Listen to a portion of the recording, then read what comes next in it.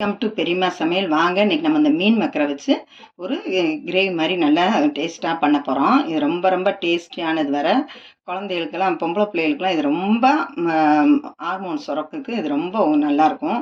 அதனால இன்றைக்கி நம்ம மீன் மக்கரை வச்சு இந்த மாதிரி ஒரு மெத்தடில் செஞ்சோம்னா ரொம்ப டேஸ்ட்டாக இருக்கும். சைடிஷ் வந்து இன்றைக்கி எங்கள் வீட்டில் கீரை செஞ்சுருக்கோம். அந்த சைடிஷ்க்கு இந்த மாதிரி சாப்பிடும்போது கொஞ்சம் காரமாகவும் ரொம்ப ரொம்ப டேஸ்ட்டாக இருக்கும்.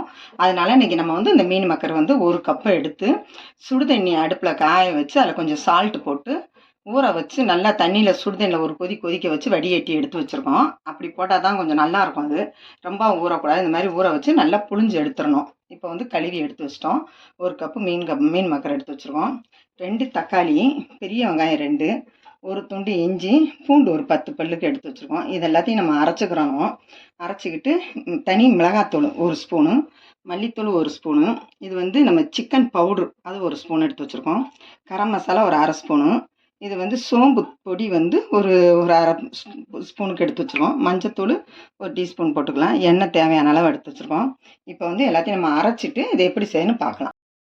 வெங்காயம், இஞ்சி, பூண்டெல்லாம் தனியாக அரைச்சிட்டோம். தக்காளி தனியாக அரைச்சி வச்சுருக்கோம். இப்போ ஒன்றுன்னா நம்ம எப்படி சேர்த்துக்கலாம். அதை சட்டி நல்லா காஞ்சிருச்சு. எண்ணெய் நம்ம வந்து தேவையான அளவுக்கு சேர்த்துக்கலாம். எண்ணெய் கொஞ்சம் தாராளமாக விட்டுக்கலாம். எல்லா மசால் வதங்கணும்ல, அதனால நம்ம கொஞ்சம் தாராளமாக விட்டுக்கலாம். இஞ்சி பூண்டு இது எல்லாத்தையும் வெங்காயம் எல்லாத்தையும் அரைச்சி வச்சுக்கணும். அதை சேர்த்துக்கலாம். சேர்த்து நல்லா ஒன்று போல் நம்ம கிண்டிக்கலாம். நல்லா செவக்கிற அளவுக்கு நல்லா ஒன்று போல் நல்லா பச்சை வாசனை போகணும். இந்த மாதிரி நல்லா வதக்கிட்டோம்னா, வெங்காயத்தை அரிஞ்சு போட்டோம்னா நமக்கு திட்டியாக இருக்கும். இந்த மாதிரி அரைச்சிட்டு பண்ணும்போது மசாலா நல்லா ஒரு கிரேவி சாந்து நல்லா கிடைக்கும் நமக்கு. அதை கீரைக்கு சாதம் போட்டு சாப்பிடும்போது ரொம்ப டேஸ்ட்டாக இருக்கும். அதனால் இந்த மாதிரி செஞ்சோம்னா ரொம்ப ரொம்ப டேஸ்ட்டு சுவையாகவும் இருக்கும். அதனால் இந்த மாதிரி செய்வோம்.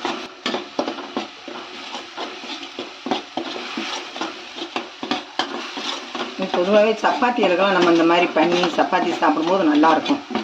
கிரேவி மாதிரி பண்ணிவிட்டு சப்பாத்திக்கு நம்ம சைடிஷ் தொட்டுட்டு சப்பாத்தியும் சாப்பிட்லாம்.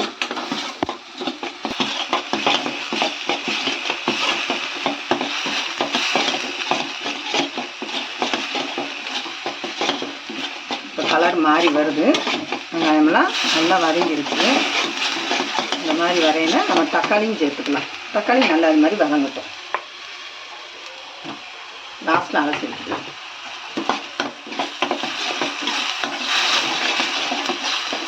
நல்லா வதங்கட்டும். எண்ணெய் பிரிஞ்சு வர அளவுக்கு நல்லா வதங்க. நல்லா எண்ணெய் பிரிஞ்சு வந்துச்சு. இப்போ எல்லா மசாலாவும் நம்ம சேர்த்துக்கலாம். இது மிளகாத்தூள், மல்லித்தூள், இது வந்து கரம் மசாலா, இது சோம்பு பொடி, இது வந்து நம்ம சிக்கன் மசாலா. எல்லாத்தையும் தீயை குறைச்சி வச்சு நல்லா ஒன்று போல் தட்டி விட்டுக்குவோம். மஞ்சத்தூள் வந்து ஒரு சின்ன ஸ்பூன். இப்போ மசாலா ஊட்டுறதுனால நம்ம தக்காளி அரைச்சி வச்ச தண்ணியை கொஞ்சம் சேர்த்துக்குவோம். இப்போ வந்து அதுக்கு நம்ம உப்பு சேர்த்துக்கலாம்.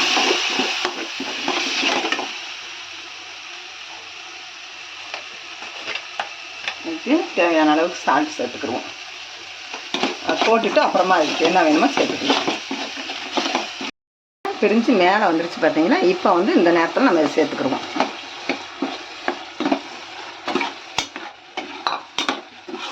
நல்லா ஒன்று போல் பிரட்டி விட்டு இதோட மசாலா எல்லாம் அதில் போய் இறங்கணும். அப்போ தான் அந்த இதில் போய் மீன் மக்களை பிடிக்கும்போது நல்லா கெட்டியாகவே இருக்கணும். நம்ம சைடிஷுக்கு சாப்பிட்றதுக்கு இந்த அளவுக்கு இருந்தால் போதும். தண்ணி தேவையில்லை. இதை வந்து நம்ம லைட்டாக குறைச்சி வச்சு தீயை குறைச்சி வச்சு இந்த மசாலா உள்ளே போய் பிடிக்கிற அளவுக்கு ஒரு 5 நிமிஷம் சிம்மில் வச்சு அப்பப்போ பரட்டி விட்டுக்கலாம். தட்டு போட்டு மூடி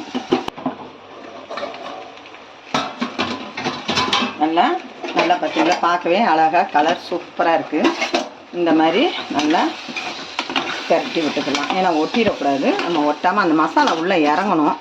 அதனால் நம்ம சிம்மில் வச்சு 2 நிமிஷத்துக்கு ஒருக்கா எடுத்து திறந்து இது பண்ணிக்கணும். ஒரு 2 நிமிஷம் இருந்தால் நம்ம இறக்கிடலாம்.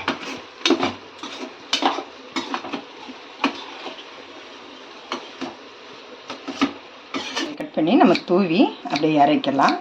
நல்ல டேஸ்ட்டு மணமாக இருக்கும். இப்போ நமக்கு மீன் மேக்கர் கிரேவி ரெடி ஆயிடுச்சு. இப்போ நம்ம இறக்கலாம். நல்லா ஒன்று போல் இப்போ ஸ்டவ் ஆஃப் பண்ணிக்கலாம், தூக்கிக்கலாம். சூப்பராக மணக்க மீன் மேக்கர் கிரேவி ரெடி ஆயிடுச்சு. இதே மாதிரி ரொம்ப டேஸ்ட்டாக இருக்கும். சப்பாத்திக்கு எல்லாத்தையுமே நல்லாயிருக்கும். சைடிஷ்க்கு ரசம் சாதம் இதுக்கெல்லாம் ரொம்ப நல்லாயிருக்கும். மணக்க சூப்பரான மீன் மேக்கர் கிரேவி சூப்பர் ரெடி ஆயிடுச்சு. இதே மாதிரி நீங்களும் வீட்டில் ட்ரை பண்ணி பாருங்கள். இந்த வீடியோவுக்கு ஒரு லைக் போட்டுருங்க. பெரியம்மா சமையலுக்கு ஒரு சப்ஸ்கிரைப் பண்ணி